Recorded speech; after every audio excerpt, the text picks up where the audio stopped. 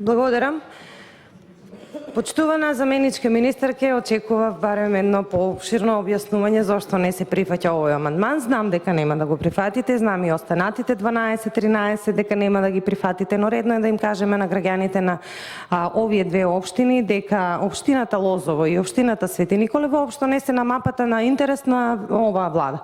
Се што прифатив, се што предложив како амандмани не прифаќате, а ќе кажам како и од вчера дека ова што го предлагаме впрочем, ветување на локалната самоуправа и ветување на оваа влада. И пак ќе кажам, зошто граѓаните на општина Лозово и општина Свети Николе би верувале, кога нивните ветувања, значи ова се нивни ветувања, со ова настапувале на избори. Претпоставувам дека повторно ќе настапат со овие ветувања на избори, затоа што ништо не имаат реализирано. Ниту овој градоначелник, ниту оној градоначелник. Ова е пат кој што може заедно општина Свети Николе и општина Лозово да го направат, но се разбира, им се потребни финансиски средства од оваа влада.